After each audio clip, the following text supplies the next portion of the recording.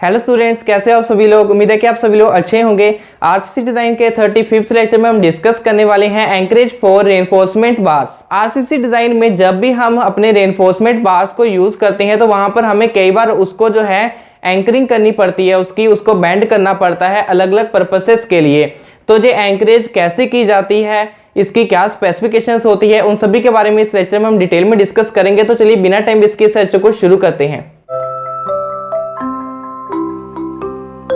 Encourage for reinforcement bars, हम जो है इस लेक्चर में समझेंगे कि एंकरेज होती क्या है, रेनफोर्समेंट बार को हमें एंकर करने की जरूरत क्यों पड़ती है, इसके बारे में डिस्कस करते हैं। The development length of the bar LD can be provided in the form of straight length और it may be partially straight and partially anchored.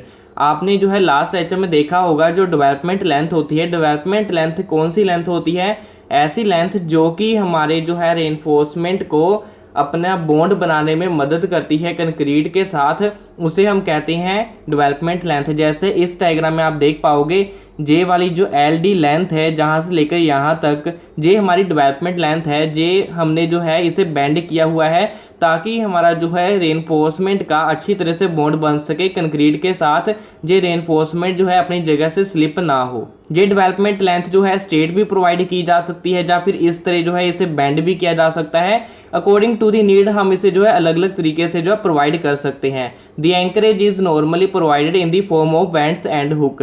जो हमारी एंकरेज, यानी कि एंकरेज हम किसे कहते हैं, जब हम इस डेवलपमेंट लेंथ को बेंड कर देते हैं, यानी कि इसका जो बेंड बना दिया हमने यहाँ पर, या फिर हम इसकी हुक बना देते हैं ऐसे गोल करके। एंकरेज बार्स इन टेंशन, हमारे बी में आपको पता है टेंशन जोन और कंप्रेशन जोन होती है। न्यूट्रल एक्सिस के नीचे हमारी टेंशन जोन होती है, ऊपर कंप्रेशन जोन होती है। जो हम टेंशन जोन में बार्स प्रोवाइड करते हैं, स्टील बार्स या फिर रेनफोर्समेंट बार, उसमें हम एंकरिंग कैसे करते हैं वो जानते हैं। डिफॉर्म्ड बार्स में be used without end anchorage provide development length required is satisfied. अगर हमारी डेवलपमेंट लेंथ जो हमने प्रोवाइड की है वो सेटिस्फाइड है in the case of deformed बार, तो हमें जो है उसे एंकरेज उसकी करने की जरूरत नहीं पड़ती, यानी कि उसमें बैंड या फिर हुक प्रोवाइड करने की जरूरत नहीं पड़ती है maximum time. Hooks should be normally be provided for plain bars in tension. जो हमारे प्लेन बार होते हैं जिस पर कोई भी डिफॉर्मेशंस या फिर ग्रिप्स नहीं बनी होती है, उसमें हमें जो है हुक्स प्रोवाइड करनी पड़ती है ताकि हमारी रेनफोर्समेंट अपनी जगह से स्लिप ना हो जाए और कंक्रीट और स्टील का एक अच्छा बॉन्ड बन सके। जहां पर आप जो है हुक को देख सकते हो, हुक की अलग अलग स्पेसिफिकेशन बताई गई है। हम कैसे जो है एक हुक बना सकते हैं एक बार के साथ, जो है हम जो है कैसे एंकरेज प्रोवाइड कर सकते हैं रेनफोर्समेंट में। ये है हमारा बार जिसका डाया है फाई, और फाई के साथ ही हमें जहाँ पर अलग अलग स्पेसिफिकेशन दी गई है।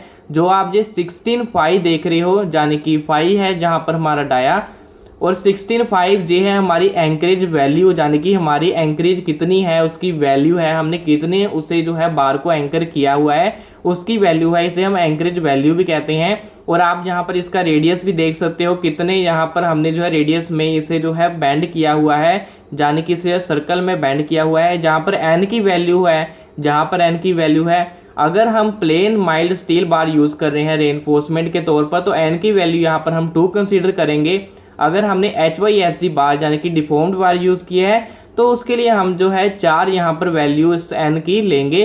तो इसके साथ हम जो है सभी को जो है सोल्व कर सकते हैं अलग अलग स्पेसिफिकेशंस को। इस तरह की हुक्स को हम U टाइप हुक्स या फिर U टाइप एंकरेज भी कहते हैं। ये है हमारी दूसरी टाइप की anchorage. The anchorage value of bend shall be taken as 4 times the diameter of the bar for each 45 degree bend subjected to maximum of 16 times the diameter of the bar. जो हमने last U shape hook देखी थी उसमें हमारी जो encourage value थी जो 16.5 थी, तो मतलब डायमीटर का 16 टाइम हो गया, और 45 डिग्री पर हमने जो थे बैंड किया था, और 4 टाइम्स उसका जो है हमने आगे जो है उसकी लेंथ प्रोवाइड की थी जैसे यहाँ पर की हुई है।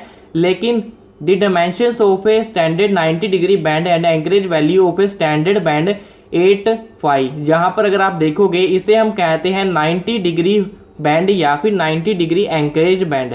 तो यहाँ पर आप देख सकते हो इसकी एंकरेज वैल्यू है 8.5, और यहाँ पर अगर आप देखोगे तो इसे हमने 90 डिग्री पर बैंड किया हुआ है, इसके कारण ही इसका नाम जो है 90 डिग्री बैंड है।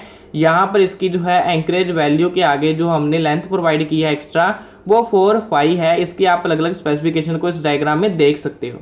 Anchoring bars in compression, the anchoring length of straight bar in compression shall be equal to the development length of the bar in compression as obtained by formula.